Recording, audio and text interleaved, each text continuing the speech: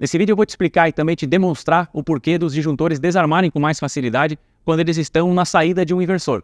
No caso dos inversores de frequência utilizados para motor, você não tem esse problema porque não se costuma utilizar disjuntor, o próprio inversor faz a proteção contra curto-circuito. No caso dos inversores fotovoltaicos, é uma realidade você ter um disjuntor logo na saída do inversor. E esse disjuntor ele tem uma tendência maior a desarmar, especialmente se a corrente dele estiver muito próxima da corrente do circuito, ainda que a corrente do circuito não ultrapasse a corrente do disjuntor. Mas existe uma tendência maior ao desarme desse tipo de disjuntor por conta da instalação, por conta do inversor fotovoltaico.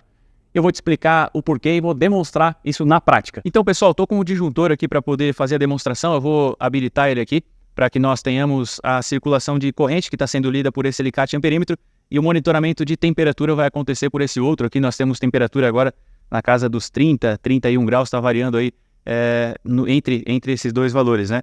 Esse disjuntor, ele foi retirado de um AFCI, que é um interruptor de arco voltaico.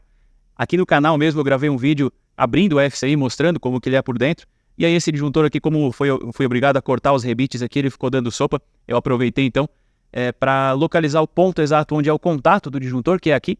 E aí eu parafusei esse disjuntor de volta, até por isso estão os parafusos aqui, parafusei ele para fechar e coloquei um sensor de temperatura, fiz um furinho e coloquei um sensor de temperatura exatamente em cima do contato, que é o ponto de maior calor do disjuntor, né? Nós temos aqui na conexão com o cabo, uma conexão com uma área bastante grande, nós temos todos os barramentos aqui bastante espessos também, considerando a corrente do disjuntor, que é de 63 amperes, e o contato é onde nós temos a menor superfície de onde vai acontecer o contato em si, né?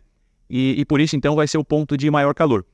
E qual que é o objetivo do teste aqui? Primeiramente, nós vamos monitorar a corrente desse circuito, que está na casa aí dos 25 amperes, e monitorando essa corrente, até vou baixar um pouquinho aqui, deixa eu deixar bem próximo de 25 mesmo, aí 24.8, tá bom assim. Nós vamos monitorar essa corrente e verificar qual que vai ser a elevação da temperatura.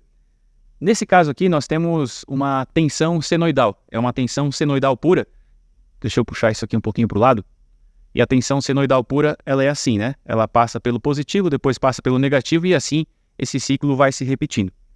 A tensão senoidal pura, ela vai ocasionar um aquecimento aqui nesse disjuntor, porque vai ter corrente circulando. Então, mesmo que fosse tensão contínua, tensão senoidal, não vai mudar. A corrente aqui, ela, pelo efeito Joule, ela vai causar um aquecimento nesse disjuntor.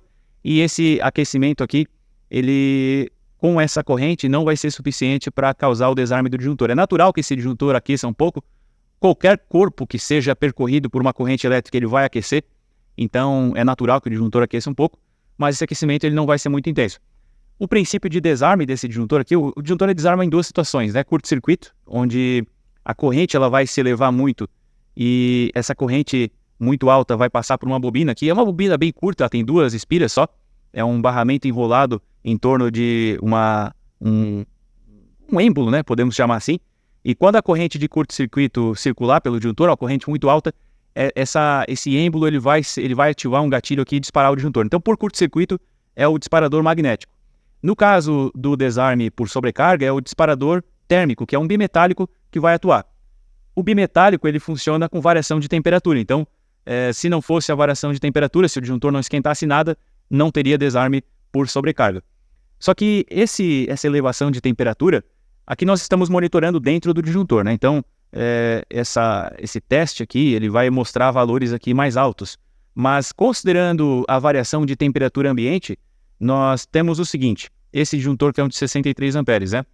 Quando nós temos 30 graus de temperatura ambiente, o disjuntor desarma com 100% da corrente nominal. Então, se ele é um disjuntor de 63, ele vai disparar com 63 amperes, 100% da corrente nominal. Se nós tivermos 10 graus a mais, ou seja, 40 graus de temperatura ambiente, a corrente de desarme dele vai ser de 95% da corrente nominal. Então não é mais de 100%, é 95%, por conta dessa temperatura ambiente maior.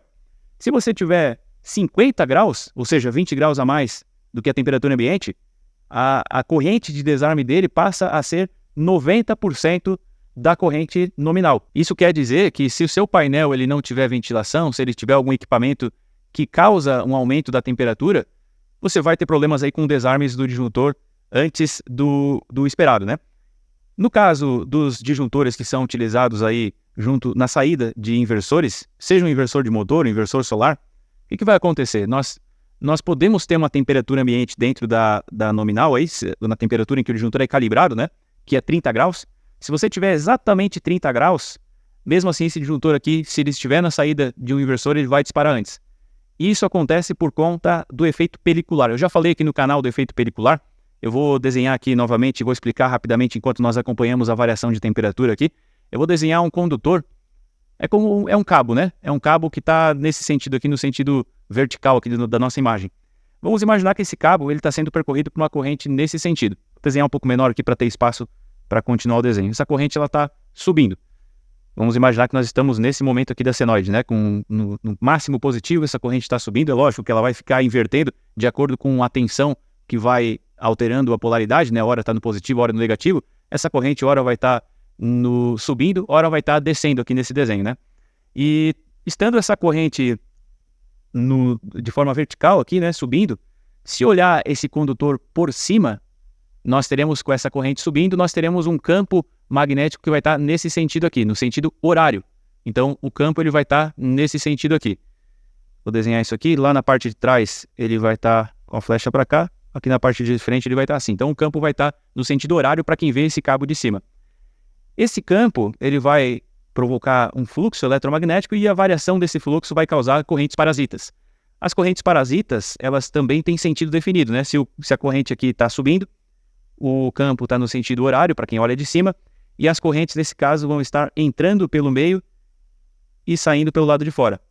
Entra pelo meio e sai pelo lado de fora. Então, o campo ele é perpendicular à corrente, e essas correntes parasitas aqui, elas, no centro desse campo, elas vão estar se encontrando e vão se opor, elas vão estar sempre no sentido oposto da corrente principal. Então, se a corrente principal está subindo, no centro do condutor, a corrente vai estar indo no sentido oposto e por fora ela vai estar no mesmo sentido da corrente principal. Então, o que isso causa?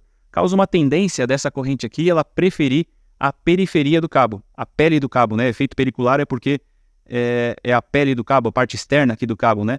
Essa corrente, ela tende a preferir a parte externa do cabo, porque aqui no meio nós temos essas correntes parasitas que estão indo no sentido contrário. Se o cabo prefere as extremidades, olhando esse condutor aqui de cima, é como se nós tivéssemos, se fizer um mapa de calor aqui desse condutor, nós teremos muita corrente aqui nas extremidades do cabo e pouca corrente aqui no centro.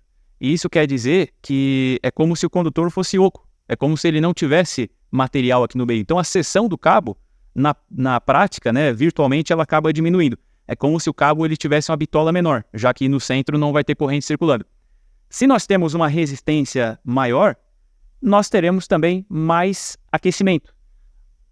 A potência dissipada em forma de calor aqui no disjuntor, a potência dissipada é igual à resistência do condutor vezes a corrente ao quadrado.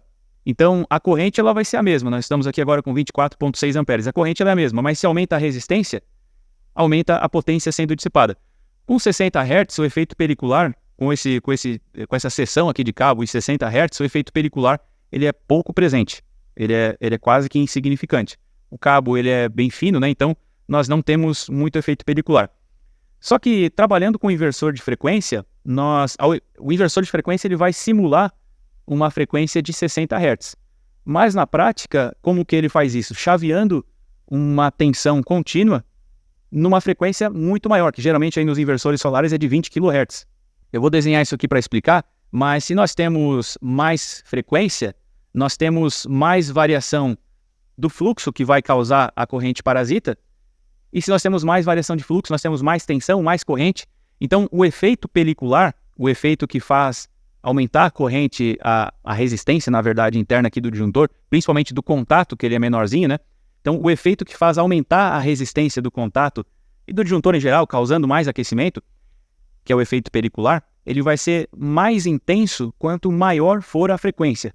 Então, nos inversores, nós temos o chaveamento acontecendo em frequências maiores, consequentemente, nós temos o efeito pelicular sendo mais intenso, consequentemente, nós temos mais resistência interna aqui no disjuntor, e por isso ele vai aquecer um pouco mais.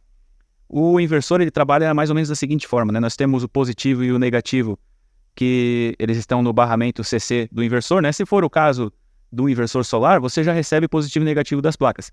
Se for um inversor de motor aí, desses inversores de frequência para comandar a velocidade do motor, para controlar a velocidade, aí nós teremos alimentação em tensão alternada, mas a primeira coisa que é feita dentro do inversor é converter em tensão contínua para que se possa fazer esse controle que eu vou mostrar aqui agora. Eu vou desenhar isso aqui com contato seco, mas na prática esse chaveamento ele não é feito com contato, é um chaveamento eletrônico, é um pouco diferente, mas é como se nós tivéssemos a seguinte configuração. Aqui no lado nós temos a saída para carga, e aqui nós temos uma chave que vai chavear o positivo, outra chave que vai chavear o negativo. Então a intenção é simular uma senoide dessa maneira. Como que isso é feito? Eu vou desenhar um período aqui curto, um período maior na verdade, eu vou desenhar 6 períodos diferentes aqui para representar essa mesma senoide aqui de cima. Durante esse período, começando pelo positivo, essa chave aqui, ela vai ficar um pouquinho do tempo ligada e o restante do tempo desligada. Depois, num período para frente aqui, nós teremos bastante tempo dela ligada e pouco tempo dela desligada. Depois nós voltamos com a mesma situação do primeiro período aqui, né, onde nós temos um pouquinho só dela ligada e o restante do tempo desligada. Isso é a chave positiva. Depois, a chave negativa começa a modular e vai ser a mesma configuração. Nós teremos um pouquinho de tempo dela ligada e o resto desligado, depois bastante tempo ligado e pouquinho desligado, e depois pouco tempo ligado e bastante desligado também.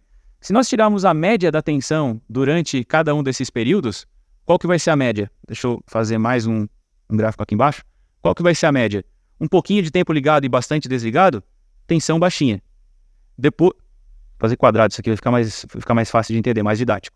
A média disso aqui é um pouquinho de tensão. Depois, quando ela fica bastante tempo ligado e pouco desligado, nós teremos uma tensão maior. Falando de média, né?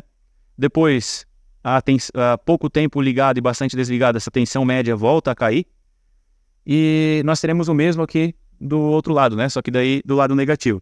Na verdade, aqui o que deve ser observado é a tensão eficaz, a tensão RMS, mas ela, de maneira mais simplória, é como se fosse uma média da tensão. Então, para ser didático, eu vou falar dessa forma. Isso aqui é para simular uma tensão, a mesma tensão senoidal que nós temos aqui em cima. Então, através de uma tensão quadrada, assim, nós temos a simulação de uma tensão senoidal pura. Só que essa tensão quadrada, ela é feita, nós não temos, nesse caso aqui, eu representei com 6 períodos, né? 1, 2, 3, 4, 5, 6. 6 períodos dentro de uma senoide. Mas como eu falei, a frequência ela é de 20 mil Hz, 20 kHz no inversor, né? Isso vai variar, nos inversores para motor geralmente é menor, essa frequência de chaveamento é bem menor, inclusive, lá na casa dos 3 até 15, pode chegar a 20 kHz também, mas geralmente se utiliza aí na casa das 3, 4, 6, depende daí da aplicação. Mas nos inversores solares geralmente é na casa dos 20 kHz. Então se temos uma frequência mais alta, quer dizer, a variação de fluxo ela é mais intensa, porque o valor da tensão ele está aqui em cima, né? Se nós temos vou simular aqui na mesma frequência, se nós temos uma frequência, o dobro da frequência aqui, e durante um ciclo completo, eu vou representar dentro de meio ciclo aqui, né? Mais um ciclo completo dentro de meio ciclo. Se nós temos a mesma tensão, mas variando com mais velocidade, nós temos mais variação de tensão, mais variação de fluxo, maior intensidade do efeito skin e, portanto, maior aquecimento aqui no disjuntor. Por isso que na saída de um inversor é natural que acabe esquentando um pouco mais o disjuntor e é natural que ele desarme com mais facilidade. Aparentemente, nós já chegamos no limite de tensão aqui, de temperatura, né? Eu vou esperar mais alguns minutos e daqui a pouco eu volto para nós vermos se essa tensão vai ultrapassar os 35 graus, né? Dá para ver que está chegando em 35, mas está querendo ficar em 34 ainda.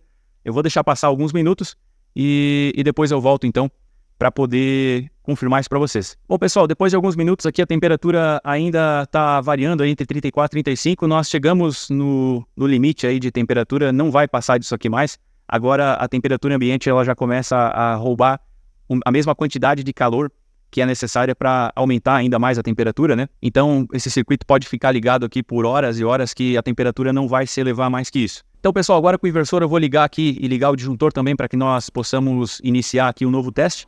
Reparem que eu esperei a temperatura voltar à temperatura ambiente, né? Então, para o teste ficar fiel realmente.